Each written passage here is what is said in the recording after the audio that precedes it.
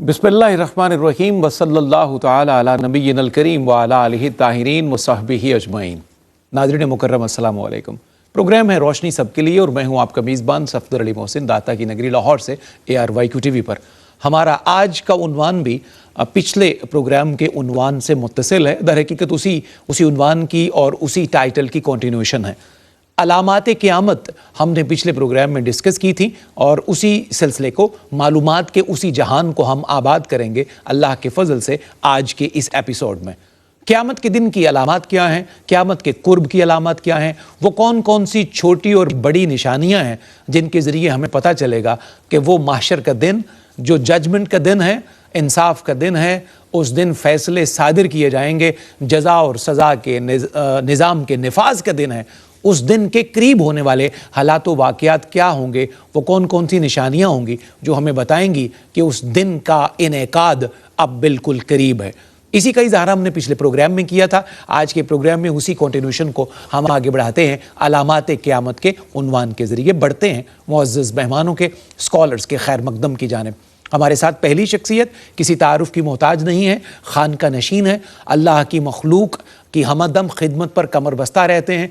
इनके कलम को भी अल्लाह ने बड़ा नाफे बनाया है, दर्जनों किताबों के मुसन्निफ भी हैं और बेहतरीन अंदाज में खानकाही निज़ाम की एक खूबसूरत तस्वीर रखते हैं। मेरी मुराद हमारे बहुत देरीना मुशफ़िक, मेहरबान और मुरब्बी जनाब अल्लामा पीर इरफान इलाही कादरी साहब से है। अस्सलामु अलैकुम। वालेकुम अस्सलाम व रहमतुल्लाहि व बरकातहू। पीर साहब खुश आमदीद जनाब, आपके सफ़र करके आने का शुक्रिया। शदीद मौसम है आजकल पाकिस्तान में, पंजाब और लाहौर में बिलखुसूस बारिशें जो हैं वो बहुत मूसलाधार किस्म की। आप तशरीफ़ लाए, बहुत शुक्रिया आपका। दूसरी शख्सियत भी किसी तारुफ की मोहताज नहीं, इल्म से, नूर से, उजाले से, रोशनी से आपका और आपके पूरे अजदाद का, असलाफ का एक गहरा ताल्लुक़ है। रोशनी के इसी जहान से आपका ताल्लुक़ है जिसे हम इल्म कहते हैं, जिसे तालीम कहते हैं, जिसे दर्स और तदरीस कहते हैं। गैरियन यूनिवर्सिटी लाहौर की एक बड़ी वकी शख्सियत, बहुत सारे प्रोग्राम्स में हमारे साथ होते हैं और इल्म की रोशनी से हमें मुस्तनीर करते हैं। मोहतरम डॉक्टर इरफानुल्लाह सैफ़ी, अस्सलामु अलैकुम। वालेकुम अस्सलाम। डॉक्टर साहब खुश आमदेद, तशरीफ़ आवरी का बहुत शुक्रिया। नाज़रीन आइए आगाज़ करते हैं आज के प्रोग्राम अलामात क़यामत में। पहली बात हम पीर साहब क़िबला से अर्ज़ करते हैं और उसको जानते हैं। पीर साहब क़िबला, अलामात क़यामत को मानने का हुक्म और क़यामत की अलामात को इस कदर एहतमाम से जो बयान करने की जो हिकमतें हैं, इस पर मैं चाहता हूँ कि आप हमें प्रिसाइज़ली कुछ इरशाद फरमाएँ। बिस्मिल्लाहिर्रहमानिर्रहीम। मौला सल्लि व सल्लिम दाइमन अबदन अला हबीबिका खैरिल खल्क़ि कुल्लिहिम।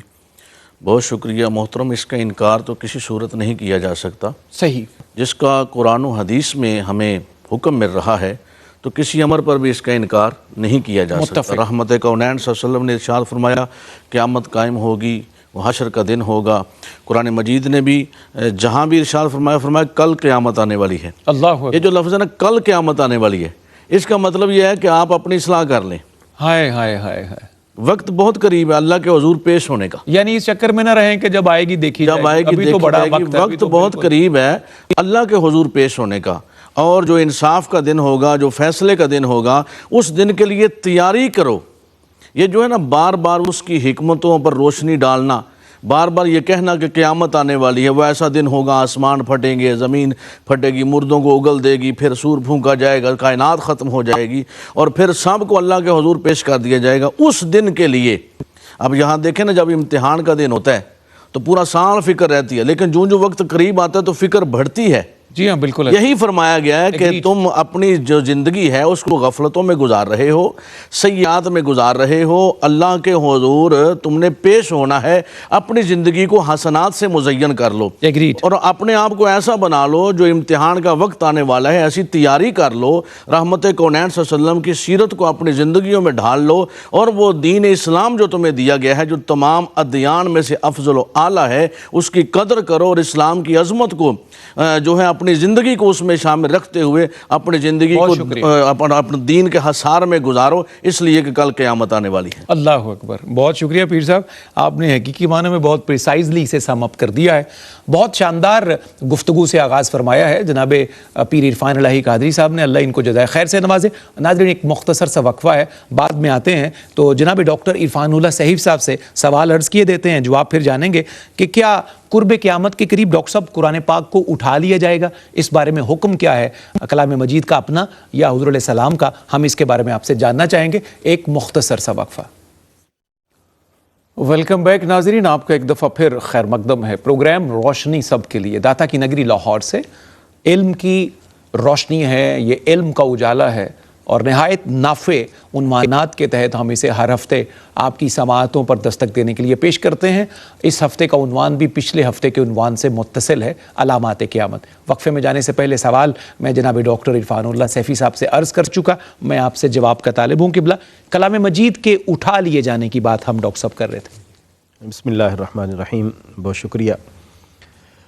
نبی کریم صلی اللہ تعالیٰ علیہ وآلہ وسلم کے مبارک ارشادات میں ہمیں یہ وضاحت ملتی ہے کہ قیامت کے قریب یقیناً اس طرح کا معاملہ پیش ہوگا۔ صحیح۔ ہم جن علامات سے متعلق گفتگو کر رہے ہیں یہ قیامت کی علامات صغرا کہلاتی ہیں۔ درست، یعنی چھوٹی علامات۔ چھوٹی علامات۔ قیامت کی جو علامات کبرا ہے، جو 10 بڑی علامات ہیں، وہ تو بالکل قیامت کے متصل ہوں گی۔ بالکل ٹھیک۔ اور یہ جو قیامت کی علامات ہیں، جو علامات یہ کچھ ظہور پذیر ہو چکی ہیں، کچھ قریب جا کے فوراً ہوں گی، اور یہ جو جس کی طرف آپ نے ابھی سوال میں اشارہ کیا ہے اور سوال اٹھایا ہے، یہ قیامت کے قریب بالکل جا کے ہوگا۔ اور اس میں نبی کریم صلی اللہ علیہ وآلہ وسلم کی ایک حدیث ہے، آپ ارشاد فرماتے ہیں کہ قیامت کے قریب جو ہے وہ علم سینوں سے اٹھا لیا جائے گا۔ اللہ اکبر کبیرہ۔ اچھا، اس میں 2 طرح کی باتیں جو روایات میں ملتی ہیں۔ ایک یہ، حضور علیہ السلام نے ارشاد فرمایا کہ علم جو ہے وہ اس طرح اٹھایا جائے گا کہ علماء کو اٹھا لیا جائے گا، اور پھر اس کے بعد جیسے جیسے آگے لوگ آئیں گے وہ علم کی اس قدر مہارت نہیں رکھتے ہوں گے، مہارت ان کے پاس نہیں ہوگی، اور وہ اس طرح علم آہستہ آہستہ چلتا جائے گا۔ ایک وقت آئے گا، حضرت عبداللہ ابن مسعود رضی اللہ تعالی عنہ، آپ روایت فرما رہے تھے، اپنے جو ساتھی تھے تابعین ان کو سکھا رہے تھے، سمجھا رہے تھے کہ قرآن کو مضبوطی سے پکڑو، ایک وقت آئے گا کہ قرآن اٹھا لیا جائے گا۔ تو ایک شاگرد نے عرض کیا، حضور یہ کیسے ہوگا؟ قرآن اتنی تعداد میں لکھا جا چکا ہے، پورے عالم اسلام میں پھیل چکا ہے، ہم خود قرآن کو یاد کر چکے ہیں، اپنے بچوں کو یاد کروا رہے ہیں، اور ان کو نصیحت کر رہے ہیں کہ وہ اپنے بچوں کو یاد کروائیں، اور اس قدر حفاظ موجود ہیں اور لکھا ہوا قرآن موجود ہے، کیسے اٹھا لیا جائے گا؟ حضرت عبداللہ ابن مسعود رضی اللہ تعالیٰ عنہ فرماتے ہیں، ہاں ایسا ہی ہوگا کہ جب قیامت قریب آئے گی تو مصحف سے بھی الفاظ اٹھا لیے جائیں گے، اور لفظ بھی موجود نہیں ہوں گے، اور سینوں سے بھی اٹھا لیا جائے گا۔ ہائے ہائے۔ اچھا، اور اس کی کچھ یعنی قرآن کی آیات کے منسوخ ہونے کے حوالے سے جو بحث ہے، اس کے اندر اس کا ایک اظہار بھی ہے کہ نبی کریم صلی اللہ علیہ وسلم کے دور مبارک میں کچھ آیات مبارکہ ایسی تھیں جو نازل ہوئیں، لیکن قرآن نے اس کا ذکر کیا، ما ننسخ من آیت او ننسیہا، بالکل ٹھیک، کہ ہم جو آیت منسوخ کرتے ہیں یا بلا دیتے ہیں۔ تو صحابہ فرماتے ہیں ہمیں آیت یاد تھی، لیکن جب اگلے دن ہم اس آیت کے مطلب سوچ رہے تھے کہ کل اس طرح کی ایک آیت تھی لیکن آج وہ ہمیں یاد نہیں ہے، تو حضور سے ہم نے عرض کیا، تو حضور علیہ الصلوۃ والسلام نے یہ آیت مبارکہ پڑھی، ما ننسخ من آیت او ننسیہا نأتی بخیر منہا او مثلہا۔ تو یہ قیامت جو نبی کریم صلی اللہ علیہ وسلم کا دور مبارک تھا، اس وقت تو آیت مبارکہ آ جاتی تھی یا اس سے بہتر اللہ کا حکم نازل فرما دیتا تھا، لیکن قیامت کے قریب ایسا ہوگا کہ سینوں سے بھی قرآن اٹھا لیا جائے گا، اور جو قرآن کے مصاحف ہیں ان سے الفاظ بھی اٹھا لیے جائیں گے، اور بالکل صفحے خالی ہو جائیں گے، اور انسانوں کے سینے بھی جو ہے وہ خالی ہو جائیں گے، اور قرآن بالکل محو ہو جائے گا، اور لوگوں کو یاد بھی نہیں ہوگا کہ اس طرح کی کوئی چیز بھی تھی۔ لیکن وہ آہستہ آہستہ آہستہ جب جیسے ہی کفر پھیلے گا اور جیسے ہی جو خبائث ہیں وہ پھیلتے جائیں گے، تو قرآن اپنا نور آہستہ آہستہ سمیٹتا چلا جائے گا، اور پھر اللہ کی بارگاہ میں جہاں سے آیا تھا پھر وہاں واپس چلا جائے گا۔ اللہ اکبر کبیرہ۔ بہت شکریہ ڈاکٹر صاحب، بہت صراحت سے آپ نے سارے مضمون کو بیان کر دیا۔ پیر صاحب قبلہ، قیامت کی ایک اور نشانی ہے، بظاہر بڑی دلچسپ سی ہے، نالج فل ہے، کہ سلام صرف جان پہچان کے لوگوں کو کیا جائے گا۔ کسی اجنبی کو، راہ جاتے کو، جس طرح عام طور پر بھی ہم السلام علیکم کہہ کر دوسروں کو مخاطب کرتے ہیں، تو صرف جان پہچان کے اپنے واقف کاروں کو سلام کیا جائے گا، دیگر لوگوں کو سلام کرنا لوگ ترک کر دیں گے۔ اس نشانی کے بارے میں آپ کیا کہتے ہیں؟ جی بالکل، دیکھیں کہ قیامت کے قرب کی علامات میں سے یہ ہے کہ قرآن و سنت کے پیغام سے لوگوں کا دور ہو جانا۔ صحیح۔ نبی رحمت صلی اللہ علیہ وآلہ وسلم کا ارشاد عالی شان ہے کہ سلام میں پہل کرو۔ حضور علیہ الصلوۃ والسلام نے فرمایا جسے جانتے ہو اسے بھی سلام کہو، جسے نہیں جانتے اسے بھی کہو۔ اور راہگیروں کو، آتے جاتے لوگوں کو سلام کرو۔ بلکہ راستے کے حقوق میں نبی کریم علیہ الصلوۃ والسلام نے جو 5 حقوق راستے کے گنوائے، اس میں ایک یہ بھی تھا کہ آتے جاتے لوگوں کو سلام کہنا۔ صحیح۔ اب یہ جو ہے کہ صرف جان پہچان کے لوگوں کو سلام، تو یہ خود غرضی، جس کی ضرورت ہے، جس سے کام ہے، جس سے مطلب پرستی ہے، بس اس بندے سے تعلق رکھنا۔ بہت اچھا۔ حالانکہ دین نے اس کو سختی سے منع فرمایا ہے۔ یہاں فرمایا گیا ہے کہ ہر کسی کے ساتھ خیر خواہی، اخلاقیات، ہمیں جو حسن معاشرت دین نے سکھایا ہے، اس میں تو یہ ہے کہ جسے آپ نہیں بھی جانتے، بے کسوں کے کس بن جائیں، لاچاروں کے چارہ گر بن جائیں، اور لوگوں کے ساتھ تعلق قائم کریں، لوگوں کے ساتھ خیر و بلائی چاہیں۔ قرآن مجید نے تو یہ پیغام دیا ہے، جب اللہ نے اپنی عبادت کا حکم دیا تو ساتھ ہی لوگوں کے ساتھ حسن معاشرت کے ساتھ جوڑ دیا۔ اور جوں انسان بڑا ہوتا ہے، جوں اس کا تعلق پھیلتا ہے، قرآن نے اس کے مطابق اس اپنے مضمون کو پھیلایا ہے کہ فرمایا وَعْبُدُوا اللَّهَ وَلَا تُشْرِكُوا بِهِ شَيْئًا وَبِالْوَالِدَيْنِ إِحْسَانًا۔ صحیح۔ اب جب بچہ پیدا ہوتا ہے تو پہلا تعلق اپنے اللہ سے ہے، اور اس کے بعد والدین کے ساتھ ہے۔ اب جوں ہی اس کا والدین سے تعلق بنا تو پھر اس کے رشتہ داروں کے ساتھ تعلق بن گیا، نانا نانی، دادا دادی اور چچا ماموں سب کے ساتھ، تو ساتھ ہی قرآن نے کہہ دیا وَبِذِي الْقُرْبَى۔ اب پھر تعلق بڑھا تو فرمایا وَالْيَتَامَى وَالْمَسَاكِينِ وَالجَّارِ ذِي الْقُرْبَى وَالجَّارِ الْجُنُبِ وَالصَّاحِبِ بِالْجَنبِ وَابْنِ السَّبِيلِ۔ اب اس کا تعلق اتنا پھیل چکا ہے کہ ہمسایوں کے ساتھ، رشتہ داروں کے ساتھ، گھر والوں کے ساتھ، اہلیہ کے ساتھ، ہم کروٹ ساتھیوں کے ساتھ، ہم مجلس لوگوں کے ساتھ حسن سلوک کا حکم دیا جا رہا ہے۔ اب اس کا اتنا تعلق پھیل گیا ہے کہ وہ سیٹھ بن گیا ہے، کارخانے کا مالک ہے، فیکٹری کا مالک ہے، تاجر ہے۔ اب کیا فرمایا کہ تمہارے پاس ملازمین ہیں، تمہارے پاس غلام ہیں، سرونٹ ہیں، ساتھ ہی فرما دیا وما ملکت ایمانکم، ان کے ساتھ بھی حسن سلوک۔ اب آجر اور اجیر کا معاملہ ہو گیا۔ جی بالکل۔ اب آگے دیکھا گیا کہ اب اس کے پاس اتنا مال ہے، اب اس کے پاس تکبر آ رہا ہے، گمانڈ آ رہا ہے۔ فرمایا گیا ان اللہ، بے شک اللہ، لا یحب، پسند نہیں فرماتا، من کان مختالا فخورا، آکڑنے والے کو، شیخیاں بکھیرنے والے کو، متکبر کو۔ تو رب کائنات نے یہ ہمیں پیغام دیا۔ اب جب جان پہچان والوں کے ساتھ صرف سلام ہے تو یہ خود غرضی ہے، مطلب پرستی ہے کہ مجھے آپ کے ساتھ تعلق ہے یا کسی چیز کی ضرورت ہے تو میں نے چودھری صاحب، بھائی جان، جو حاجی صاحب کہہ کے سلام کر لیا۔ اگر تعلق نہیں ہے تو قریب سے منہ بنا کر گزر گیا، تو اسلام نے اس سے منع کیا ہے۔ اور یہ قرب قیامت کی علامات میں سے یہ بھی علامت ہے کہ ہمارے پاس جو خود غرضی اور مطلب پرستی آ جاتی ہے، اس کو بھی ہم دور کریں۔ بہت شکریہ۔ اور سٹیپ بائی سٹیپ کلام مجید کی روشنی میں جس طرح پیر صاحب آپ نے بیان کیا، سبحان اللہ، جیسے جیسے بندے کا کینوس بڑھتا جا رہا ہے، اللہ تعالیٰ کے احکامات کا نور، اس کی روشنی جو ہے اس کینوس کو بھی روشن کرتی جا رہی ہے۔ ڈاکٹر صاحب قبلہ، مساجد کی آرائش و زیبائش، ان کی خوبصورتی، ان کی زینت کے لیے مختلف کام کرنا، چاہے وہ بلڈنگ سے ریلیٹڈ ہیں یا دیگر ایستھیٹکس میں آتے ہیں، کیا یہ بھی قیامت کی نشانیوں میں سے ایک نشانی سمجھی جائے گی؟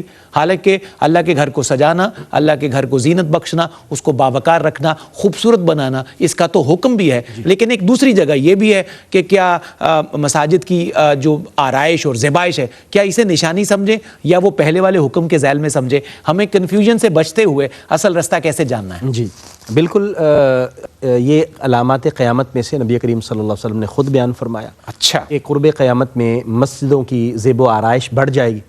بلکہ حضور صلی اللہ علیہ وسلم نے جو لفظ ارشاد فرمایا، آپ کے مبارک الفاظ ہیں لا تقوم الساعة حتى يتباهى الناس في المساجد۔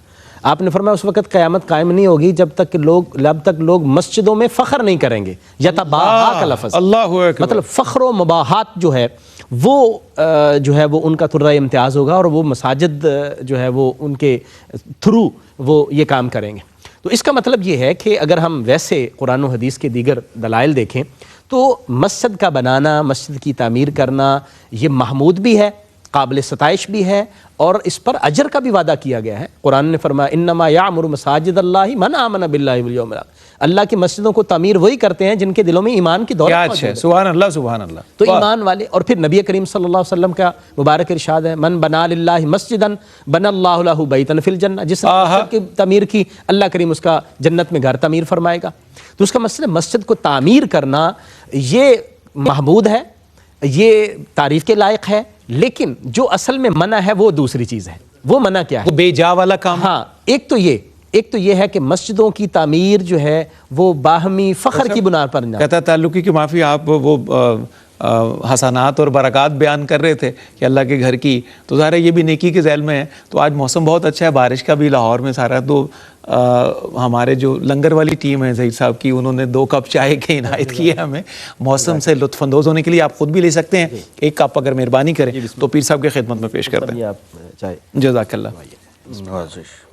تو اس کا مطلب یہ ہوا ڈاکٹر صاحب، قطع کلامی کی معافی، کہ یہ جو مسجد خوبصورت بنا کے فخر کرنا، تقابل کرنا، کمپیریزن کرنا کہ آؤ ذرا ہماری مسجد دیکھو اور پھر تمہاری دیکھو، کیا اس بات کو کنڈیم کیا گیا اور نشانی بنائی گئی ہے؟ اس بات کو، ایک بات یہ ہے کہ باہمی فخر کے لیے مسجدوں کی تعمیر نہ کی جائے، لوگوں کے اوپر اپنا روب جمانے کے لیے کہ میری مسجد تو جو ہے وہ اس طرح ہی ہے اور آپ آئے دیکھیں ذرا ہماری مسجد. جی ہمارے ہاں بعض اوقات خاندانی دیہاتوں کے اندر یہ چیزیں ہوتی ہیں کہ میرے قبیلے کی یہ مسجد ہے اور اس نے یہ بنائی ہے، میں اس سے ذرا زیادہ ذرا ساڑھے پنڈ آ کے دیکھو نا ساڑھی مسجد ذرا. تو یہ والا رویہ، ریاکاری جو ہے اللہ تبارک و تعالیٰ کو یہ پسند نہیں ہے، اور اس مقصد کے لیے مسجد کی تعمیر اللہ تعالیٰ کو پسند نہیں ہے، اس کا جو ہے وہ اجر نہیں ملے گا. ایک بات. تیسری بات یہ ہے کہ وہ مسجد جس کا مقصد جو ہے وہ لوگوں کے اندر جدائی پیدا کرنا ہو، تفریقہ بازی کی بنیاد، بہت اعلیٰ. اللہ اکبر. یہ آج کے دور میں سمجھتا ہوں کہ خصوصی طور پر اس کو پیش نظر رکھنا یعنی اپنے اپنے دھڑے کے لیے. ہاں، مسجد کا اصل مقصد ہے اللہ کی عبادت کے لیے لوگوں کے لیے آسانی پیدا کرنا اور اکٹھے کرنا کہ لوگ جہاں آئیں اور اللہ کے حضور اپنی عبادت پیش کریں، اس کے حضور سرب سجود ہوں اور اپنی نیاز بندیاں اس کے حضور بغیر کسی امتیاز کے. بہت اعلیٰ. اب اگر جو ہے وہ اس مقصد کے لیے بنے گا تو وہ مسجد درار جس کا قرآن مجید نے ذکر کیا ہے، جو مسجد جلانے کا حکم کر دے مسجد ایمان اور مسجد تقویٰ کے مقابلے میں، مسجد قباء کے مقابلے میں مسجد درار بنی تھی، تو اللہ نے فرمایا تھا لمسجد اسس علی التقویٰ من اول یوم اللہ اکبر ان تقوم فی. حضور نبی کریم صلی اللہ علیہ وسلم کو فرمایا گیا کہ محبوب جو مسجد تقویٰ کی بنیاد پر بنی ہے نا، آپ وہاں تشریف لے جائیں گے، اور وہ مسجد قباء ہے. سبحان اللہ. اور حضور وہاں تشریف لے جاتے ہیں. جو مسجد درار تھی اس کا حکم دیا گیا اور اس کو منہدم کر. بہت شکریہ ڈاکٹر صاحب. اس کا مطلب یہ ہے کہ مسجدوں کی تعمیر کرنا، لوگوں کے لیے آسانیاں فراہم کرنا، اور فی زمانہ لوگ مسجد میں آ کر اپنی جو ضرورت ہے وضو کرنا، قضاء حاجت کے لیے اور دیگر چیزوں اور سہولت کے ساتھ اللہ کی عبادت کر سکیں، ایسا کرنا یہ محمود بھی ہے اور اللہ تعالیٰ کی بارگاہ میں باعث قرب بھی ہوگا. لیکن اس کا دنیاوی مقصد اگر ہوگا تو سارے کا سارا جو ہے وہ اجر بھی ضائع ہو جائے گا اور مقصد بھی فوت ہو جائے گا. بہت شکریہ ڈاکٹر صاحب، بہت نوازش. بہت اچھے طریقے سے آپ نے اس کو بیان کر دیا. پیر صاحب قبلہ، جو سوال ہے بڑا دلچسپ بھی ہے، اور عہد حاضر کے جو ہمارے حالات و واقعات ہیں آج کل بھی، جو جنگ و جدل کا اور جس خطے میں یہ سارا کچھ ہو رہا ہے وہاں پہ شاید یہ بہت زیادہ اس کے ساتھ ریلیونٹ بھی ہے.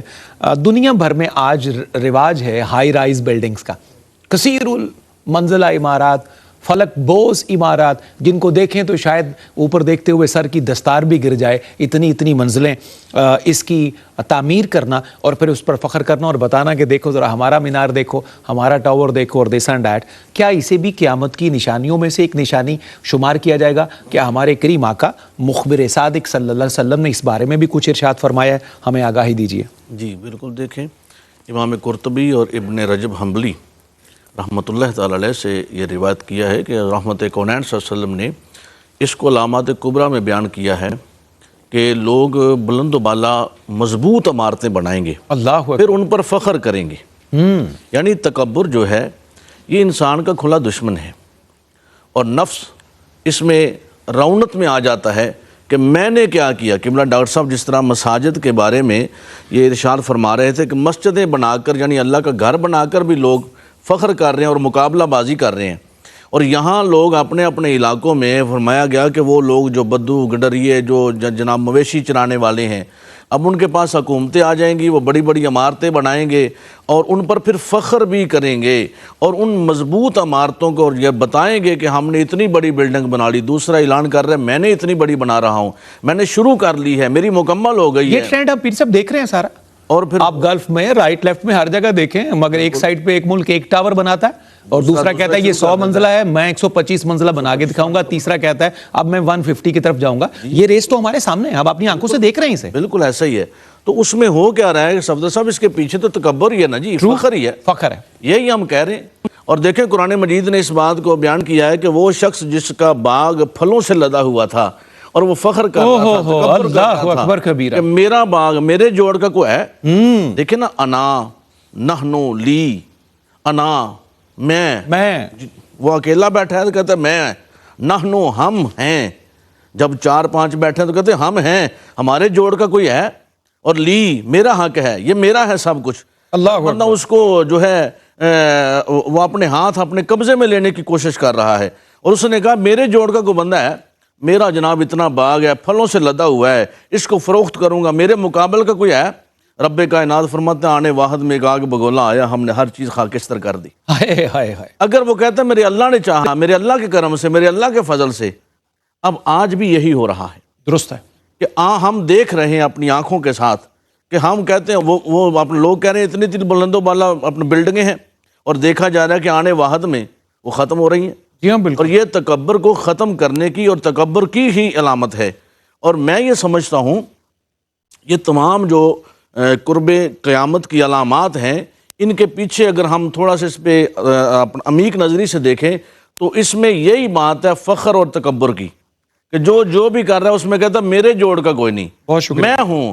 اور یہی شیطان نے کہا تھا کہ میرے جوڑ کا کوئی نہیں، میں ہی سب سے بڑا ہوں۔ ہائے ہائے، تو وہ آج تک ذلیل و رسوا ہے، اور آج انسان کے لیے یہ ہے یہ نہ کہے کہ میرے جوڑ کا کوئی ہے، بلکہ اپنے رب کے حضور جھکنے والا بن جائے۔ سبحان اللہ سبحان اللہ سبحان اللہ، کیا ہی خوبصورت خلاصہ نشر کیا ہے اپنی آخری بات سے کہ ہر اچھے کام کی نسبت اللہ سے کیجئے، ہر کمی کوتاہی اور کجی کی نسبت اپنی ذات سے کیجئے، یہی اللہ کے بندوں کا شیوا، ان کا شغف اور شعار ہے، اور یہی اللہ اور اس کے رسول علیہ الصلوۃ والسلام کے نزدیک نہایت محبوب، محمود اور پسندیدہ ہے۔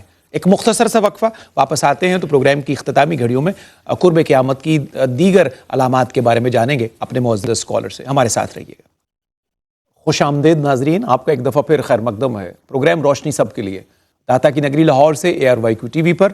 آج بہت خوبصورت پروگرام، خوبصورت عنوان، بڑا نافع اور ایک طرح سے ریمائنڈر دینے والا۔ ضروری نہیں ہے کہ قیامت کا ذکر جب بھی کیا جائے، قیامت کے آثار، اس کے احوال اور علامات کا جب بھی ذکر کیا جائے تو اس کو ایک عجیب انداز میں، ایک بالکل آڈ وے سے آپ یہ سمجھیں کہ یہ صرف ڈراوے کا اظہار ہے، یا صرف جو ہیں وہ جو دین کے نمائندگان ہیں یا اسکالرز ہیں، جو مولانا حضرات ہیں، وہ صرف ڈراوے ہی دیتے رہتے ہیں قیامت کے یا یہ وہ۔ اس انداز کا ایک عجیب اور لا یعنی منطق اختیار کرنے کے علاوہ بھی ہم اگر پازیٹیو سائڈ پہ بھی دیکھیں تو ہم اسے ریمائنڈر بھی تو کہہ سکتے ہیں، اسے تاکید مزید بھی تو کہہ سکتے ہیں۔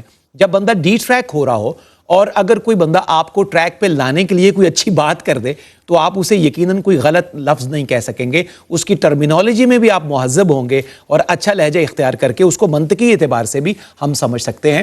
تو یہ سارا ذکر، یہ سارا احوال اور یہ سارے آثار اور روایات اور علامات، اس کا اظہار ایک ریمائنڈر بھی تو ہو سکتا ہے۔ کچھ مخلوقات کو، چیزوں کو زمین میں دھسا دیا جائے گا اور چہرے مسخ ہو جائیں گے اور ان کی شکلیں بگاڑ دی جائیں گی۔ اس انداز کی بھی کچھ روایات اور کچھ معلومات ہمیں آثار اور احوال میں ملتی ہیں۔ اس کی کیا تفاصیل ہیں، ارشاد کیجیے گا۔ جی بالکل، اس میں حدیث مبارکہ بھی تفصیل سے ہمیں ملتی ہیں۔ ارشاد ہو۔ پہلے میں آپ کی جو بات آپ نے ابھی بہت قیمتی بات ارشاد فرمائی ہے، میں اس کو کنٹینیو کروں گا۔ بسم اللہ ڈاکٹر صاحب۔ قبلہ پیر صاحب نے بھی اپنی ابتدائی گفتگو میں اس کا ذکر کیا تھا۔ قرآن مجید نے بہت جگہ پر اور بڑے واشگاف انداز میں الفاظ کے ساتھ اس کو ذکر کیا۔ الحاقۃ ما الحاقۃ، اللہ اکبر، وما ادراک ما الحاقۃ، القاریۃ ما القاریۃ، وما ادراک ما القاریۃ، لا اقسم بیوم القیامہ، اللہ، عما یتساءلون عن النبأ العظیم۔ یعنی آپ اگر دیکھیں نا تو وہاں اللہ تبارک و تعالیٰ پورے جلال کے ساتھ گفتگو فرما رہا ہے اور آیات مبارکہ نازل فرما رہا ہے قیامت کا جب ذکر آتا ہے۔ بالکل ٹھیک۔ اس کا مطلب یہ ہے کہ یہ کوئی معمولی سی بات نہیں ہے کہ جس کو ہم جو ہے وہ ایسے ہی، جیسے آپ نے فرمایا کہ ہم اس کو ایسے ہی جو ہے وہ علماء پر ڈراوے کے انداز میں بیان کر کے اس کو جو ہے وہ ہم لائٹ لے اور لائٹ لے کر جو ہم اس کو ویسے فراموش کر دیں، ایسی بات نہیں ہے۔ آپ نے جو سوال کیا ہے، میں اس سے پہلے اللہ تبارک و تعالیٰ کی کرم نوازی پر اس مالک کے حضور سجدہ شکر ادا کرتا ہوں کہ اس نے یہ مہربانی فرمائی ہے کہ ہم باوجود اس کے کہ اس وقت وہ ساری کوتاہیاں موجود ہیں جو پہلے لوگوں میں موجود تھیں، لیکن ہم پھر بھی اللہ تعالیٰ کے کرم اور فضل سے بچے ہوئے۔ ما یفعل اللہ بعذابکم ان شکرتم، اگر تم شکر کرو گے اللہ نے تمہیں عذاب دے کر کیا کرنا ہے۔ اور پھر فرمایا ما کان اللہ لیعذبہم وانت فیہم، محبوب آپ کی ذات موجود ہے، ہم نے ان کو عذاب کیوں دینا ہے؟ اللہ تبارک و تعالیٰ نے ان کو عذاب کیوں دینا ہے؟ یہ جو اللہ تعالیٰ نے عذاب کو روکا ہے، اور یہی وہ چیزیں جو پہلے لوگوں میں بھی ہوئیں، یعنی ان کے چہروں کو مسخ کر دیا گیا، ان کو زمین میں دھسا دیا گیا، لیکن ان گناہوں کے باوجود ہمیں مہلت ہے، یہ مہلت اللہ کے کرم کی وجہ سے، نبی کریم صلی اللہ علیہ وآلہ وسلم کی رحمت کی برکت سے، صلی اللہ علیہ وسلم. لیکن اللہ تعالیٰ نے اس کی بھی حد مقرر کی ہے کہ تم یہ نہ ہو کہ تم سمجھو کہ بس ہم اب بالکل فری ہیں. بالکل نہیں، یہ کبھی بھی اللہ کی طرف سے یہ جو ڈھیل ہے اور جو مہلت ہے، یہ اللہ تعالیٰ اس کو ختم فرما سکتا ہے اور ڈوڑ کھینچ سکتا ہے. اللہ. اس لیے حضور علیہ الصلوۃ والسلام نے فرمایا یکون من امتی، یکون فی امتی خسف و مسق و قذف، میری امت کے اندر جو ہے وہ زمین میں دھسنے والے واقعات بھی ہوں گے، چہروں کو مسخ کر دیے جانا، یہ بھی واقعات جو ہے وہ رونما ہوں گے. اور اس حوالے سے مختلف دیگر احادیث مبارکہ میں ذکر ملتا ہے کہ نبی کریم صلی اللہ علیہ وآلہ وسلم نے فرمایا کہ قرب قیامت میں لوگوں کو چہروں کو مسخ کر دیا جائے گا. تو صحابہ نے عرض کیا حضور یہ کیسے ہوگا؟ لوگوں کے چہرے مسخ ہو جائیں گے، نیک لوگ موجود نہیں ہوں گے؟ حضور نے فرمایا نیک لوگ بھی ہوں گے، لیکن جب جو برائیاں ہیں وہ کثرت کے ساتھ پھیل جائیں گی اور نیکیاں بہت کم ہو جائیں گی، اس وقت پھر یہ صورتحال ہوگی. اور ایک روایت میں یہ بھی آتا ہے کہ اللہ تبارک و تعالیٰ قرب قیامت میں سب کو جو ہے وہ زمین میں جب دسائے گا، حالانکہ اس میں خیر والے لوگ بھی موجود ہوں گے، لیکن وہ سارے کے سارے وہ بھی اس میں شامل ہو جائیں گے. لیکن جب اللہ تعالیٰ ان کو پھر دوبارہ اٹھائے گا تو پھر ان کی نیتوں کے مطابق اٹھائے گا. جو خیر والے لوگ ہوں گے اللہ کریم ان کو محفوظ رکھے گا، لیکن جو لوگ درست نہیں ہوں گے اور شر کے ساتھ منسلک ہوں گے وہ پھر دائمی عذاب کے اندر جو ہے وہ جہنم کے اندر بھیج دیا جائے گا. اس کا مطلب یہ ہے کہ چہروں کے مسخ کے حوالے سے جو روایات میں آتا ہے وہ بھی ہوگا. اور اس کے متعلق حضور صلی اللہ علیہ وآلہ وسلم نے کچھ چیزیں ارشاد فرمائیں. ایک دو چیزیں، مثلا حضور علیہ السلام نے ارشاد فرمایا کہ جو شخص امام سے قبل اپنا رکوع اور سجدے میں چلا جاتا ہے تو خطرہ ہے کہ کہیں اس کا چہرہ جو ہے وہ گدھے جیسا نہ ہو جائے. ہائے ہائے. اچھا، اس حوالے سے یعنی اس تقدم سے بچنا چاہیے. ہاں، محدثین نے ایک واقعہ ذکر کیا ہے. ارشاد کریں. ایک شخص جو ہے وہ پردے میں لوگوں کو حدیث پڑھایا کرتا تھا، تو شاگردوں نے عرض کیا کہ حضور آپ پردے میں ہمیں حدیث پڑھاتے ہیں تو آپ کبھی جو ہے وہ سامنے کیوں نہیں؟ اب چہرہ نہیں دکھاتے. تو بڑی کوشش اور اصرار کے بعد جو ہے وہ انہوں نے کہا کہ میں چہرہ دکھا نہیں سکتا. کیوں؟ انہوں نے کہا کہ میں نے جب یہ حدیث پڑھی نا تو میں نے کہا یہ کیسے ہوگا کہ امام سے آگے تھوڑا سا نکلنے سے چہرے مسخ ہو جاتے ہیں اور چہرے کی شکل تبدیل ہو جاتی ہے. اس نے کہا کہ میں نے پھر یہ کرنا شروع کر دیا، جب میں نے کیا تو میرا چہرہ تبدیل ہو گیا، تو اس وجہ سے میں اپنا چہرہ دکھا نہیں سکتا. آج تک میں توبہ کر رہا ہوں اور اللہ کے حضور معافی مانگ رہا ہوں کہ مجھ سے یہ غلطی ہو گئی اور میں نے حضور کے فرمان عالی شان کو اہمیت نہیں دی. تو یہ اللہ تبارک و تعالیٰ اس بات پر قادر ہے. اور پھر زمین کو دستانے کے واقعات کچھ ہمارے ہوئے. آپ دیکھیں کہ کئی علاقوں میں جب زلزلے آئے تو پوری کی پوری بستیاں جو ہے وہ بالکل ایسے دو پہاڑوں میں اور وہ پتہ ہی نہیں چلا. نہیں پتہ چلا، تو معدوم ہو گئی. اللہ تبارک و تعالیٰ اس بات پر قادر ہے. اور نبی کریم صلی اللہ علیہ وآلہ وسلم جو صادق و مصدوق ہے انہوں نے ارشاد فرمایا اور اس پر ہمارا ایمان یقین اور ایمان اور یقین ہے اور ایقان ہے. اور آپ نے جو ارشاد فرمایا بالکل ظہور پذیر ہوگا، بس ہمیں جو ہے احتیاط کا جو ہے وہ دامن تھام کے رکھنا چاہیے. آل ایگریڈ ڈاکٹر صاحب، تھینک یو ویری مچ. پیر صاحب قبلہ، جتنا وقت نے ہمیں اجازت دی قرب قیامت کے آس پاس کی علامات جو ہیں چھوٹی بڑی جس طرح کی ہیں وہ ہم نے عرض کی ہیں، کیا اس کے علاوہ بھی کچھ چھوٹی چھوٹی علامات جسے علامات صغریٰ کے ذیل میں ہم لے سکتے ہیں وہ ہو چکی ہیں، ہونے والی ہیں یا قریب ہیں؟ اس بارے میں آپ کیا کہیے گا؟ جامع ترمذی شریف کی روایت حضرت ابو ہریرہ رضی اللہ تعالیٰ عنہ فرماتے ہیں رحمت کونین صلی اللہ علیہ وسلم نے فرمایا کہ امانت میں خیانت کی جائے گی. اللہ اکبر کبیرہ. قرب قیامت کے علامات میں سے یہ بھی ہے. والدین کی نافرمانی کی جائے گی. لا حول ولا قوت. بیوی کی فرما برداری اور ماں کی نافرمانی کی جائے گی. اللہ اکبر کبیرہ. تعلیم سے دوری ہوگی، علم اٹھا لیا جائے گا. ہائے ہائے. اور لوگ زکوٰۃ کو قرض سمجھیں گے، جو فرض ہے اس کو قرض سمجھیں گے، یعنی دینا پسند نہیں کریں گے. اور پھر جو نااہل ہیں حکومتیں ان کی سپرد ہو جائیں گی، ہائے. وہ لیڈر بن جائیں گے. قبیلے کے سردار فاسق ہوں گے، زانی ہوں گے. ظاہر ہے جو فاسق ہوگا، زانی ہوگا، وہ فیصلے تو نہیں کر سکے گا. اللہ اکبر. تو والدین کا نافرمان ہے، جہاں قرآن بار بار حکم دے رہا ہے کہ میرا بھی شکر ادا کرو، ان کا بھی شکر ادا کرو اور ان کے ساتھ حسن سلوک کرو. اب جو لوگ ان والدین کی نافرمانی کر رہے ہیں، دوست کو اچھا سمجھ رہے ہیں، والدین کو برا سمجھ رہے ہیں. اب یہ تمام چیزیں ہم دیکھ بھی رہے ہیں. ہم اپنے ماحول میں ارد گرد دیکھیں کہ امانت ہے تو خیانت ہو رہی ہے، اور جو لیڈر ہیں ان کے اندر جو معاملات ہیں وہ اس قابل نہیں ہیں.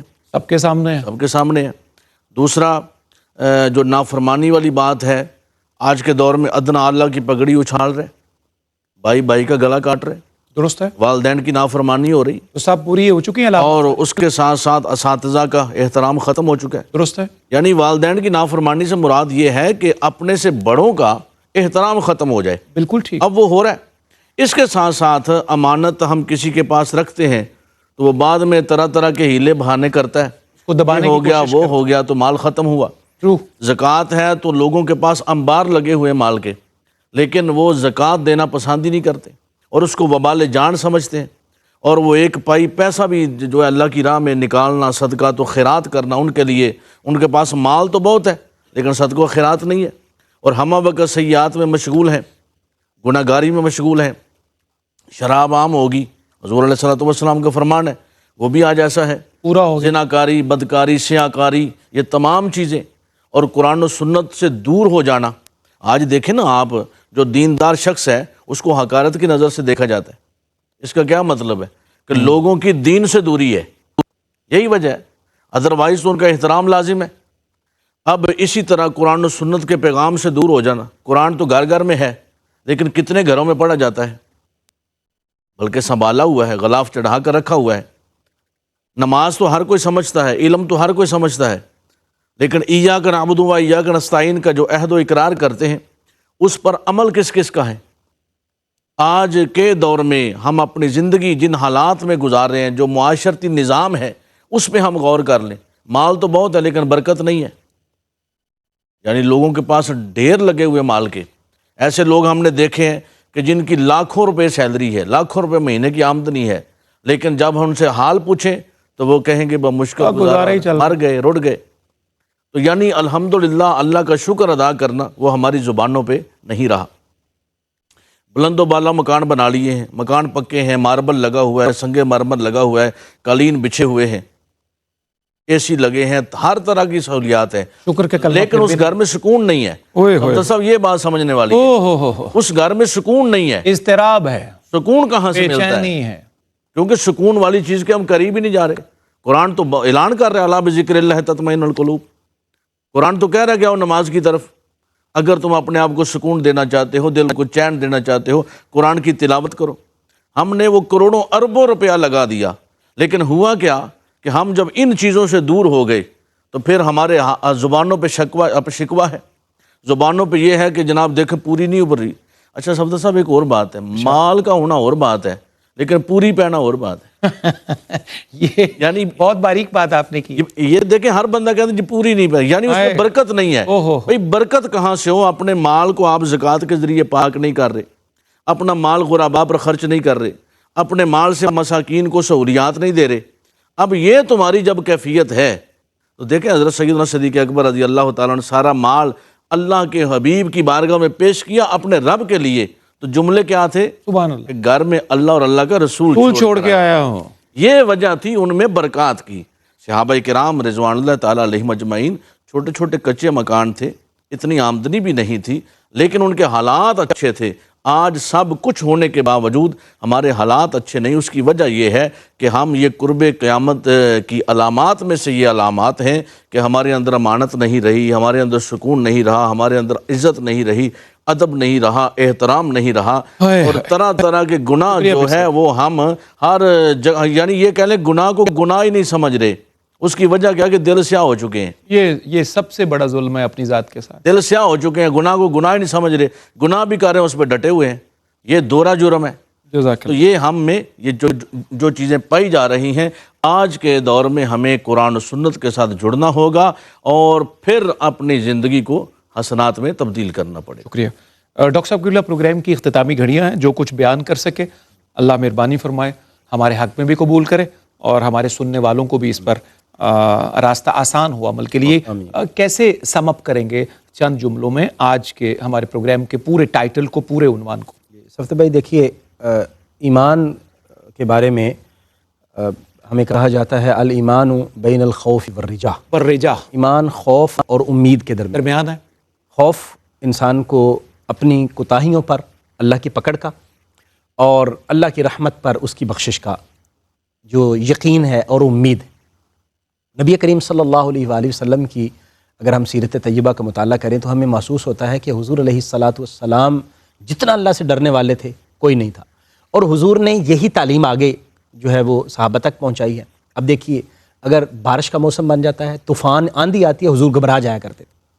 نبی کریم صلی اللہ علیہ وسلم، حضرت سید عائشہ صدیقہ رضی اللہ تعالیٰ عنہ سے روایت ہے، دیگر صحابہ کرام روایت کرتے ہیں کہ جب آندھی طوفان آتی حضور کا چہرہ مبارک متغیر ہو جایا کرتا، اللہ اکبر کبیرہ۔ تو اور یعنی آپ یہ ظاہر فرماتے کہ شاید قیامت آنے والی، اور حضور فرمایا انا والساعۃ کہاتین، میں اور قیامت اس طرح ہے۔ ہائے ہائے، اب حضور علیہ الصلاۃ والسلام کی جو آپ کے خوف کی جو کیفیت تھی، ظاہر بات امت کے لیے تھی۔ پھر صحابہ کرام کی آپ کیفیت دیکھیں، صحابہ کرام جن کو جنت کی بشارت دی گئی ہے، اللہ اکبر۔ اب ان کو دیکھیں وہ روتے ہیں، وہ تنکے کو پکڑ کے روتے ہیں، کاش کہ میں تنکا ہوتا، مجھ سے حساب نہ لیا سوال تو نہ کیا جاتا اور اللہ کی بارگاہ میں پوچھا تو نہ جاتا۔ عثمان غنی رضی اللہ تعالیٰ عنہ قبر کو دیکھ کر روتے ہیں کہ یہ پہلی منزل ہے قیامت اللہ کی، اکبر۔ جو یہاں کامیاب ہو جائے گا آگے بھی کامیاب۔ جزاک اللہ۔ سو ہمیں یہ چاہیے کہ ہم ان چیزوں کو دیکھیں اور بے خوف نہ ہو۔ قیامت کی یہ نشانیاں بیان کرنے کا مقصد یہ ہے کہ ان کو ذہن میں رکھیں اور ہم بچنے کی کوشش کریں، انفرادی طور پر بھی جہاں تک یہ پیغام پہنچ سکتا ہے ان کو بھی ہم یہ کنوے کریں کہ بھئی ہمیں جہاں تک ان سے بچنا ہے اور جہاں تک اپنے دامن کو بچانا ہے، ہمیں اپنی کوشش کرنی چاہیے تاکہ اللہ تعالیٰ کا رحمت اور فضل ہمارے شامل حال رہے اور ہم اللہ تعالیٰ کے کرم اور فضل کی ہمیشہ بارش میں بھیگتے رہیں۔ الہی آمین۔ 2 جملے پیر صاحب قبلہ آج کے پروگرام کو سم اپ کیجئے، خلاصہ کلام نشر کیجئے۔ سیدنا فاروق اعظم رضی اللہ تعالیٰ عنہ کی یہ 2 چشمان مقدس تھیں، یہاں ایک رونے کی وجہ سے، آنسوؤں کی وجہ سے نشان پڑ چکے تھے، مسلسل آنسو بہنے کی وجہ سے، مسلسل آنسو بہنے کی وجہ سے روتے رہتے اللہ کی بارگاہ میں پیش ہونا ہے، کیسے ہونا ہے۔ اور جب سیدنا صدیق اکبر نے وہ ایک کمبل اور پیالہ فاروق اعظم کو بھیجا تو آپ نے فرمایا کہ ابو بکر نے بعد میں آنے والوں کو مشقت میں ڈال دیا، مشکل میں ڈال دیا۔ اللہ اکبر۔ یعنی یہ قیامت کا حکم جو بار بار ہمیں دیا جا رہا ہے، اس پہ ہم نے اپنے آپ کو اس قابل، دیکھیں فرمایا گیا کہ وَكُونُوا مَعَ الصَّادِقِينَ، تم سچے نہیں ہو، سچوں کے ساتھ ہو جاؤ۔ کیا کہنا؟ لیکن ان کی حیثیت کیا ہے؟ تَتَجَافَى جُنُوبُهُمْ عَنِ الْمَضَاجِعِ يَدْعُونَ رَبَّهُمْ خَوْفًا وَطَمَعًا، بہت شکریہ۔ اللہ کے جو ہے ہر وقت ڈر کی وجہ سے ان کی کیفیت یہ رہتی۔ تو ہمیں بھی چاہیے قیامت کے لیے تیاری کریں۔ حضور علیہ الصلوۃ والسلام نے فرمایا کہ تم نے قیامت کے لیے کیا تیاری کر رکھی ہے، تو ہمیں اس پر عمل پیرا رہنا چاہیے۔ پیر صاحب قبلہ بہت شکریہ، نوازش۔ اور بڑے مشکل موسم میں آپ سفر کر کے تشریف لائے، اجر تو اللہ کے ہاں ہی محفوظ ہے، اللہ کریم آپ کو بہت سفر اور حاضر میں محفوظ رکھے۔ ڈاکٹر صاحب قبلہ آپ کا بھی بہت شکریہ تشریف آوری کا، اور علم کے اس نور کو ARYQ TV کے ذریعے پوری دنیا میں نشر کرنے پر بہت شکریہ۔ مکرم ناظرین، پروگرام کی اختتامی گھڑیوں میں سارا پروگرام آپ نے سنا، پورے پیغامات کو نہایت صحت کے ساتھ، خوبصورتی کے ساتھ بیان کیا ہمارے اسکالرز نے۔ اللہ کرے کہ ہمارے لیے عمل کا رستہ آسان ہو جائے۔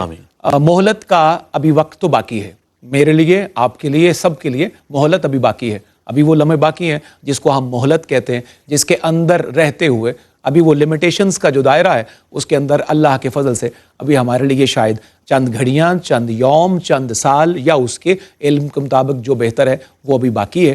تو ہمارے لیے کام یہ ہے کہ ہم اپنے حصے کا کام کریں اور اپنی ایفرٹ جو ہے اس کو تیز کر دیں۔